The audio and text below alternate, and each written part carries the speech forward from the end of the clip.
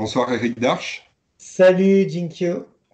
Alors ce soir, tu vas nous parler des 9 piliers de la nutrition. Je te laisse la parole pour ce titre mystérieux. Alors, les 9 piliers de la nutrition, ça permet d'appréhender la nutrition sous 9 aspects et je trouve que c'est intéressant. Évidemment que on connaît tous les notions de l'équilibre alimentaire. C'est, par exemple, quand un diététicien nutritionniste veut savoir si votre alimentation est adaptée, il essaye de voir si c'est équilibré, soi-disant, si toutes les classes alimentaires sont présentes et donc l'alimentation est validée. On sait très bien que c'est une approche qui est un peu réductrice puisqu'on peut avoir l'équilibre des classes alimentaires présentes, comme les menus fast-food, et ne pas avoir la qualité au rendez-vous. Donc, on voit qu'il faudrait chercher des aspects qui soient validés lors de nos menus et qui permettraient de prendre en compte tous les paramètres qui sont indispensables à la santé. Et je trouve que les 9 piliers dont je vais parler sont intéressants parce que, quel que soit le régime alimentaire que l'on fait, on peut, à travers ce prisme, vérifier si ce que l'on fait tient la route. Et on voit d'ailleurs que certains régimes qui sont intéressants les premiers mois parce qu'il y a des processus détox qui fonctionnent, et puis quand on a fini de se détoxiquer, ben, c'est les carences qui apparaissent lorsque le régime n'est pas bien pensé. Les 9 piliers de la nutrition permettent de passer au crible 9 paramètres qui valident une alimentation qui est juste physiologiquement. Et si le régime que l'on fait est inadapté, à travers ces 9 piliers, on pourra déceler les déséquilibres. Et ça, je trouve ça très intéressant. Le premier équilibre, c'est l'équilibre énergétique, l'apport calorique. Alors l'apport calorique est intéressant euh, parce que on peut avoir une alimentation équilibrée, c'est-à-dire toutes les classes alimentaires sont présentes, mais à un moment donné, il y a une classe qui est sous-représentée. Par exemple, dans le régime crudivore, certains crudivores maigrissent de manière trop importante parce que, comme ils ont recours uniquement à des aliments crus, il y a toute une série d'aliments qu'ils ne peuvent plus consommer, tels que les céréales et les féculents. Et pour quelqu'un qui avait l'habitude de s'équilibrer avec ses classes, il peut observer une fonte, une perte de poids très importante. Alors, je ne dis pas que le crudivorisme, dans certains cas, dans un certain contexte, peut permettre d'équilibrer euh, la notion d'énergie, mais en tout cas, ce que l'on constate, par exemple, c'est que les personnes qui étaient omnivores et qui passent au régime crudivore, pour certaines, observent une perte de poids très importante, voire qu'ils n'arrivent plus à la maîtriser parce que ils maintenaient leur poids avec des sucres complexes, ce qui est beaucoup moins le cas avec des aliments crus, puisqu'on ne mange plus de céréales et de féculents, comme la pomme de terre, comme les céréales, le riz, le quinoa, le millet, le sarrasin, etc., qui ont besoin d'être cuits. Donc voilà, ça c'est intéressant, cette notion d'équilibre énergétique. Et lorsqu'on veut prendre un exemple de régime qui, qui favorise cet équilibre énergétique, c'est l'alimentation des chasseurs-cueilleurs. euh, alors, les chasseurs-cueilleurs, ils ne mangeaient pas de céréales, mais ils avaient une alimentation qui est riche en nutriments, euh, des aliments souvent volumineux en termes de voilà, c'est par exemple des fruits, des légumes. euh, il peut y avoir, d'ailleurs, le régime okinawan est un régime qui s'apparente au régime chasseur-cueilleur et qui est intéressant. Il n'est pas exactement chasseur-cueilleur, mais puisque les Okinawans, je pense, mangent un peu de céréales, mais ça peut être des idées d'alimentation. Voilà. Alors, l'équilibre énergétique est très intéressant euh, pour justement vérifier que notre alimentation amène la quantité d'énergie nécessaire pour subvenir à notre activité, qui peut être plus ou moins importante selon les personnes. Ensuite, il y a je parle d'équilibre énergétique. Il faut savoir qu'il y a une différence entre l'équilibre énergétique et l'équilibre glycémique. On peut avoir une charge euh, suffisamment importante d'énergie sous forme de sucre complexe, entre autres, et avoir un problème d'équilibre glycémique parce que l'équilibre glycémique va plutôt pointer du doigt les notions d'indice glycémique faible, moyen et fort. Donc là, c'est plutôt la qualité et l'équilibre énergétique, c'est plutôt la quantité. Alors, on vient de voir l'équilibre énergétique, on verra tout à l'heure l'équilibre glycémique. En un, l'équilibre énergétique. En deux, l'équilibre micronutritionnel. Dès qu'on s'intéresse à l'équilibre micronutritionnel, ça veut dire qu'on va s'intéresser à la densité des nutriments qui sont apportés par une alimentation. Une alimentation qui est un exemple de densité nutritionnelle très faible, c'est l'alimentation fast-food. Il y a un gros volume, mais une densité micronutritionnelle faible, c'est-à-dire peu de vitamines, peu de minéraux, peu d'oligo-éléments, parce que ce sont des aliments qui sont raffinés, les sucres sont raffinés, les graisses sont raffinées, tout est raffiné en fait. Tout est Euh, cuit aussi. comment?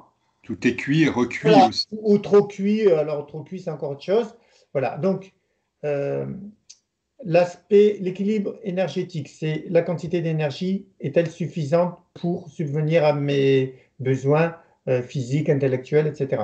L'équilibre micronutritionnel est-il suffisant? Donc là, c'est la densité nutritionnelle et on sait que les aliments qui sont denses sur le plan micronutritionnel, c'est euh, les fruits, les légumes, les plantes, les herbes, les graines germées, les jus d'herbes, les jus de légumes, etc.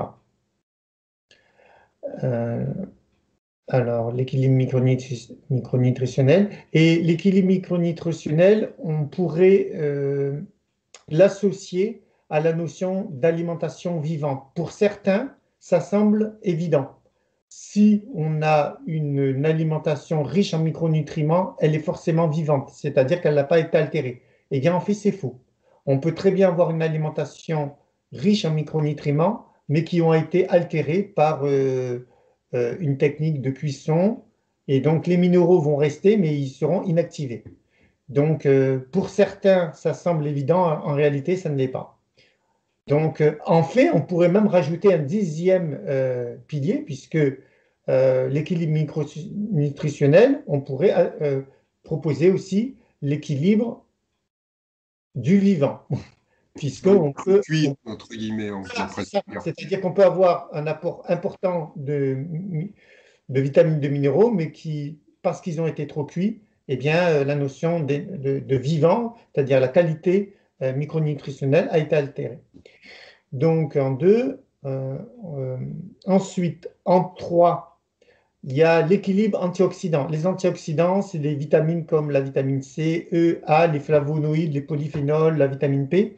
Les antioxydants, ce sont des molécules qui permettent de freiner le stress oxydatif. Si on veut donner un exemple, si vous prenez par exemple un morceau de métal qui n'est pas peint, eh bien vous le mettez à l'air, il va s'oxyder, il va se rouiller, alors que si vous y mettez une peinture, eh bien il ne s'oxydera pas. Et un antioxydant, c'est une molécule qui permet d'empêcher le stress oxydatif. Et le stress oxydatif euh, s'opère par des mécanismes de ce qu'on appelle le stress radicalaire, les radicaux libres qui vont attaquer les membranes, entre autres les membranes cellulaires qui sont faites de graisse, provoquer une peroxydation lipidique. Grosso modo, ça veut dire que la muqueuse devient poreuse et toutes sortes de toxiques peuvent pénétrer.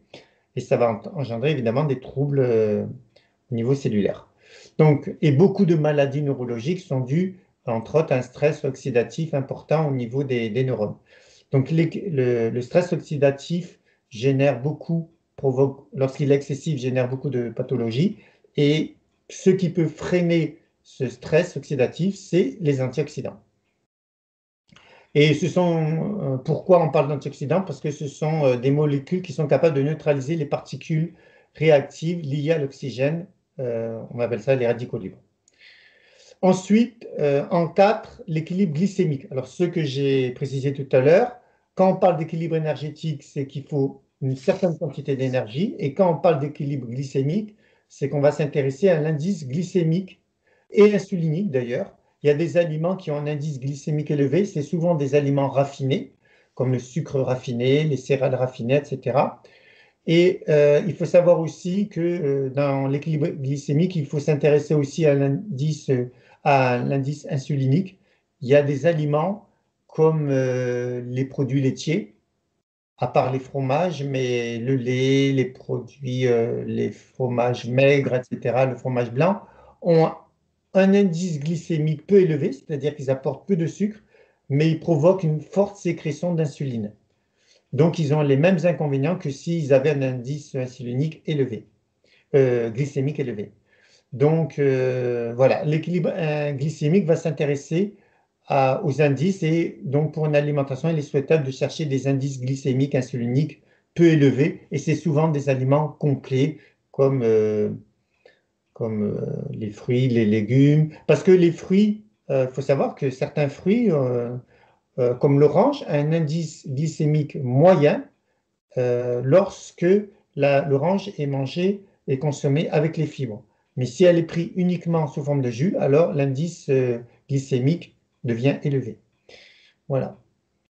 Le fructose a un indice insulinique faible. Donc voilà, il faut savoir que lorsque on consomme des aliments qui sont proposés par la nature dans leur contexte naturel, on a souvent un indice glycémique insulinique qui est convenable, qui est modéré, sauf évidemment, il peut y avoir des exceptions.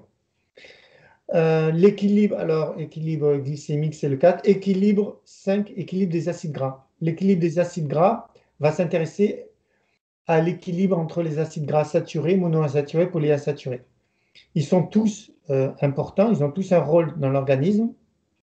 Même les acides gras saturés qui ont soi-disant mauvaise presse sont intéressants, on peut en consommer modérément. Ils ont des actions intéressantes dans l'organisme, telles que la régulation de la température, mais ils doivent être apportés de manière modérée.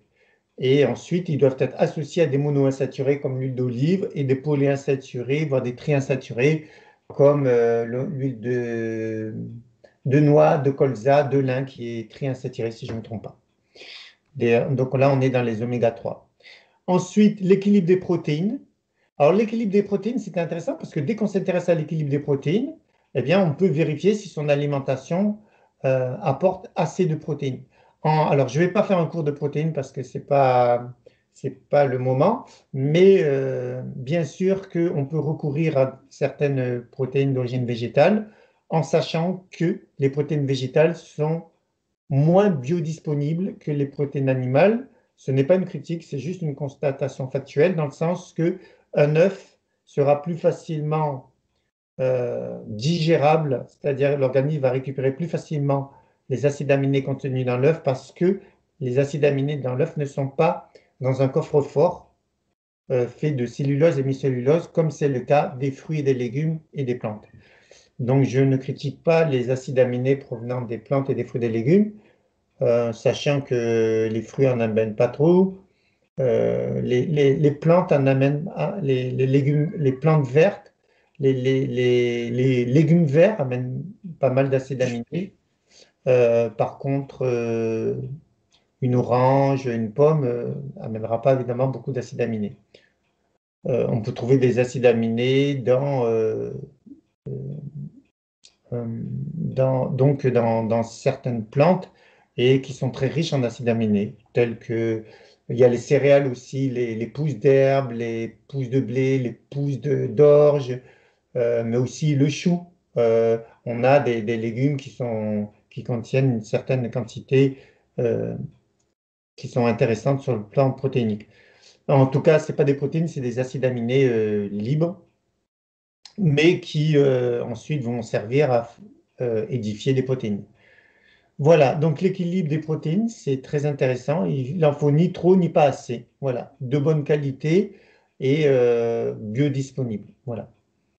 Ensuite, l'équilibre acido-basique, en septième position, c'est une notion très importante parce qu'elle permet de vérifier que notre alimentation voit alors, les acides, on consomme beaucoup d'aliments plus ou moins qui sont acidifiants et il faut des bases pour équilibrer, telles que les fruits et les légumes. C'est souvent eux qui amènent les bases, c'est-à-dire le calcium, le magnésium, le potassium, le sodium. Et lorsque on n'a pas assez de bases, eh bien, l'acidité va provoquer des détériorations au niveau de l'organisme, provoquer une déminéralisation, provoquer toutes sortes de problèmes liés, voire même des cancers liés à un taux d'acidité trop important. Donc, septième, l'équilibre acido-basique. Ensuite, huitième, l'équilibre sodium-potassium, en sachant que le potassium euh, règle la teneur intracellulaire et le sodium règle la teneur d'eau extracellulaire. Donc, il faut un équilibre entre les deux. Actuellement, notre alimentation a toute tendance à être pauvre en potassium et trop riche en sodium. Et le potassium est amené euh, plus particulièrement par les fruits et les légumes. Donc, quand on manque de fruits et de légumes, surtout de légumes, eh bien, on peut être carencé en potassium et voir le taux de sodium s'élever. Ça, c'est le huitième. Le neuvième, c'est l'équilibre en fibres et glucides complexes. Les glucides, les fibres sont très intéressantes pour, par exemple, elles freinent l'indice glycémique.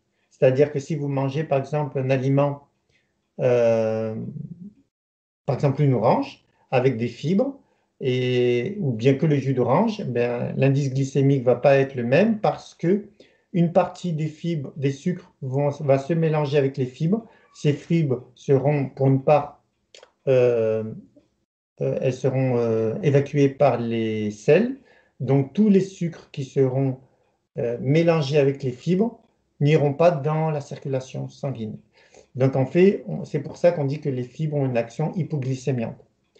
Et puis les fibres ont un rôle important pour équilibrer la flore intestinale, euh, pour le péristatisme. Donc on voit que la notion de fibre est très importante.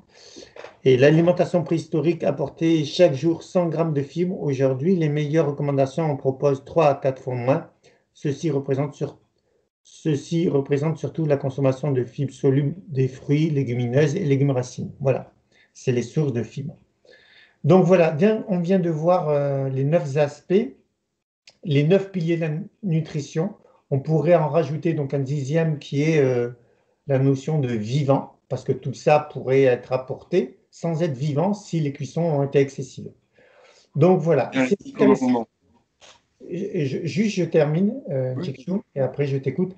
C'est intéressant parce que si on passe en revue euh, n'importe quel régime avec ces 9, voire ces 10 piliers, on peut voir la justesse ou pas d'un régime alimentaire. Est-ce que la notion d'équilibre des classes alimentaires, euh, les glucides, les protéines, oui, oui, en fait, la notion de classe alimentaire est présente puisqu'on on a parlé de l'équilibre des acides gras, équilibre des protéines et on a parlé des sucres. Voilà. En fait, quand on parle d'équilibre des protéines, des sucres et des acides gras, ces notions permettent d'identifier la notion de, de qualité. Mais en même temps, l'équilibre des acides gras, ça veut dire que ben, il faut que les acides gras soient présents aussi. Donc, il y a la notion de quantité qui est évidemment inhérente à la notion d'équilibre. Donc, en fait, je trouve que ces 9, voire ces 10 piliers sont très intéressants parce que ça permet de sortir des guerres de chapelle. Euh, euh, Beaucoup de gens qui se réfèrent à certains régimes estiment qu'ils ont ils ont adopté le meilleur régime, végétarien, végan, fruitarien ou ceci ou cela, ou crudivore. Et en fait, quand on passe au crible tous ces régimes par rapport à ces 9 voire ces 10 piliers, eh bien, c'est sans appel, hein, parce que là, tous les critères et toutes les notions intéressantes sont prises en compte. Et on voit par exemple que certains régimes qui sont problématiques, grâce à ces 10 piliers, on verrait immédiatement les déséquilibres. Si vous, par exemple, vous manquez pour certains régimes, on ne va pas les citer, apportent pas assez d'équilibre énergétique, pas assez d'énergie, et donc on va maigrir, et donc le pilier de l'équilibre énergétique le mettre à l'index. D'autres ne représentent pas assez les protéines, ils sont mal représentés dans certains régimes, et donc la notion d'équilibre protéine permettrait de le pointer du doigt. D'autres régimes réduisent de manière drastiquement les acides gras, donc l'équilibre des acides gras permettrait de le pointer du doigt. D'autres régimes ne font pas attention à la notion d'indice glycémique, donc l'équilibre glycémique permettrait de le pointer du doigt.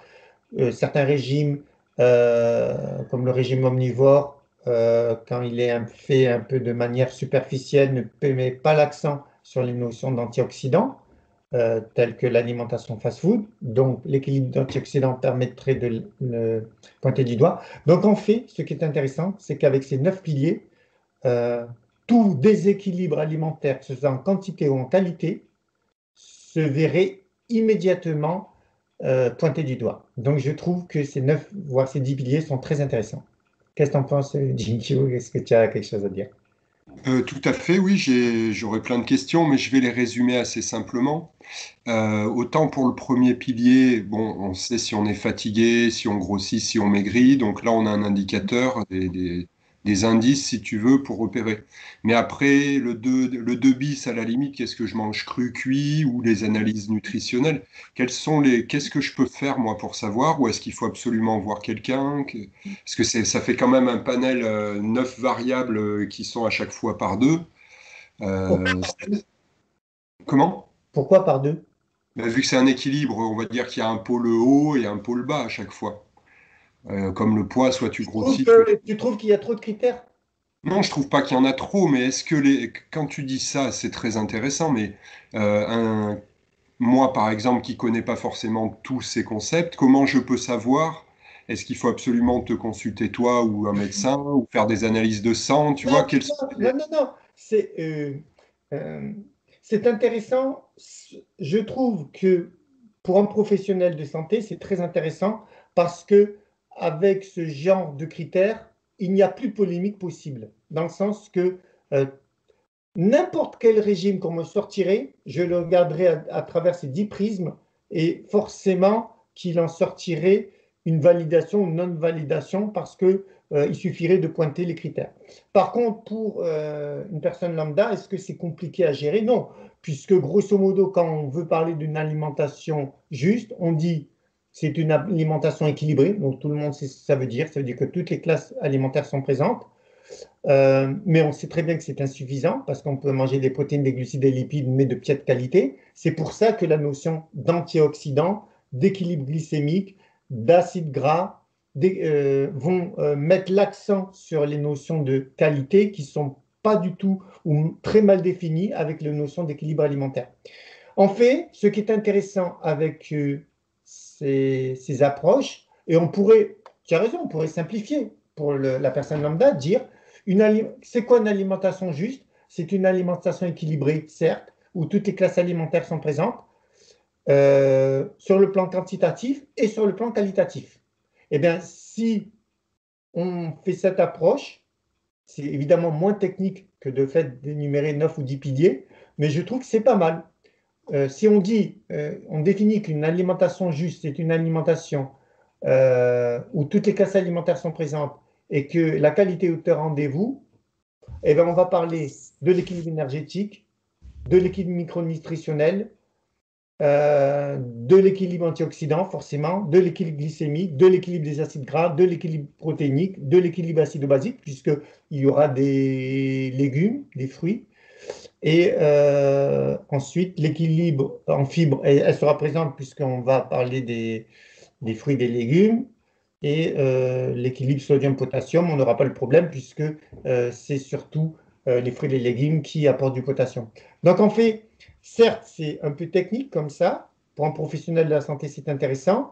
Et pour quelqu'un voilà, qui voudrait un concept le plus simple, ça serait équilibre alimentaire associé à la qualité.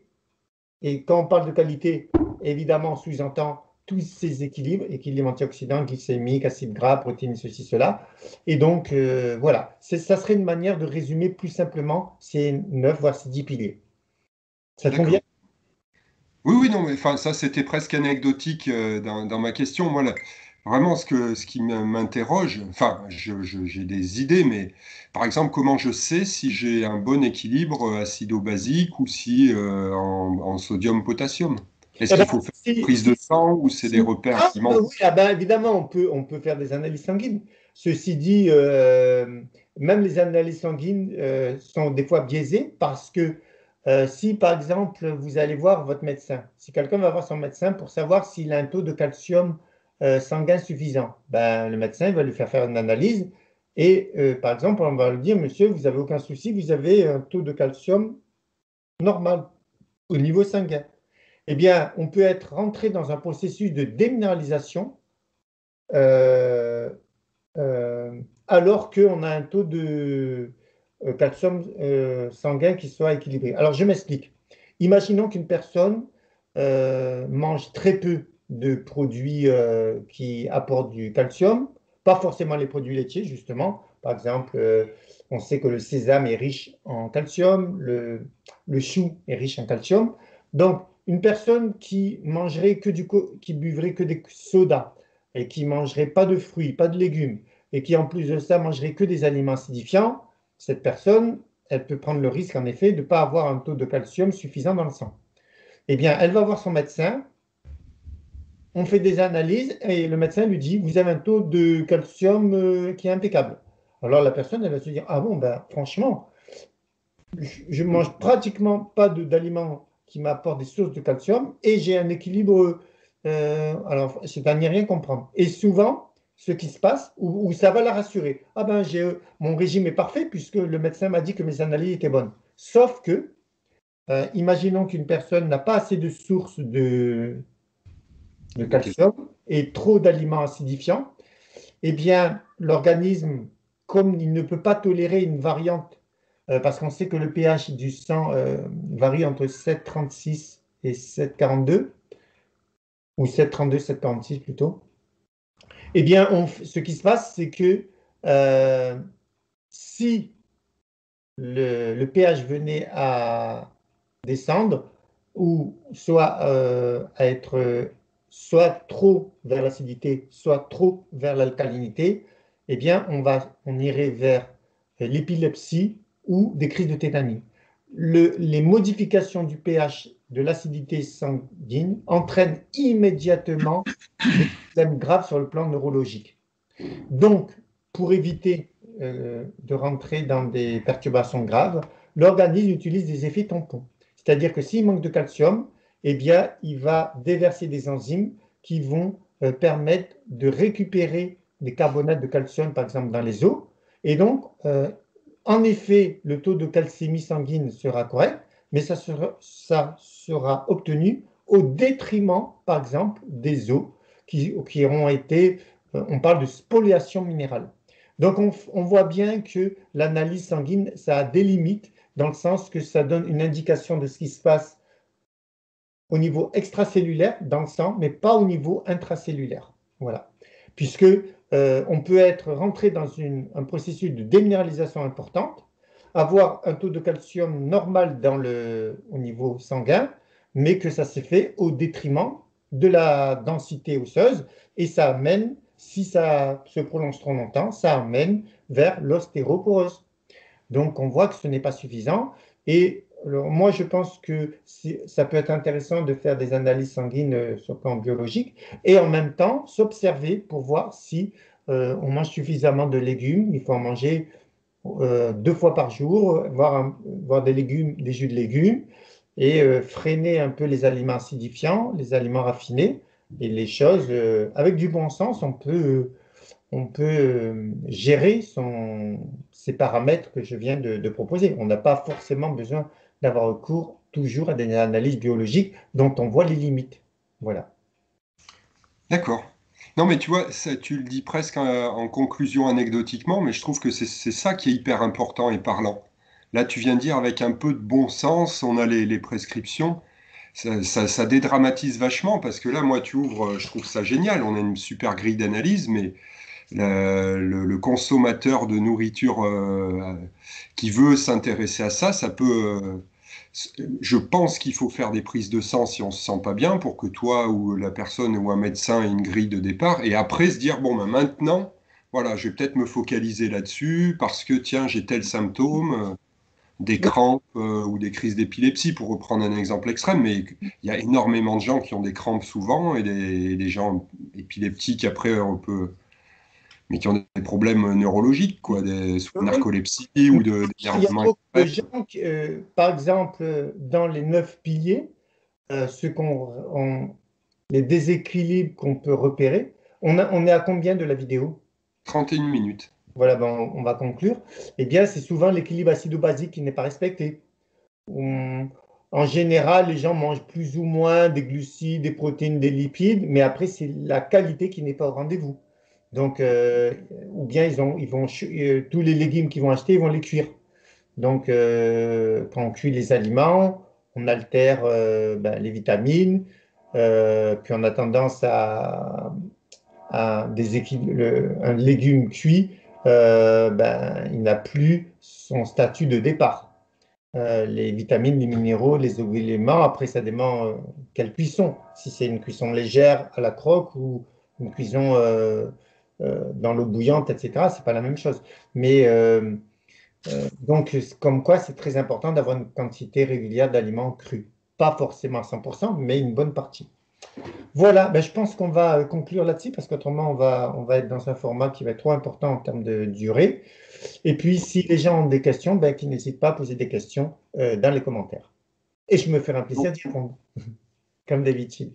Si je voulais conclure, donc on serait passé de 9 piliers à 10 commandements, alors pas de la sagesse alimentaire comme on disait en préparation, mais ça serait plutôt d'une discipline alimentaire, quelque chose finalement d'assez facile comme un entraînement où tu joues au foot ailier, pilier, il y a tel truc, tu as telle stratégie, et tu adaptes en fonction de ça ces fameux 9 paramètres. Oui, oui, oui. Ok. Je trouve, voilà, je vais conclure là-dessus, mais comme je disais tout à l'heure, si on prend n'importe quelle alimentation et on le passe au niveau de ces 9 voire 10 piliers, euh, ça permet de voir immédiatement les déséquilibres Ok. d'un régime alimentaire et ça, je trouve ça génial. Voilà. Merci Eric. Allez, à bientôt, Jinkyo. À la Ciao. prochaine. Bye.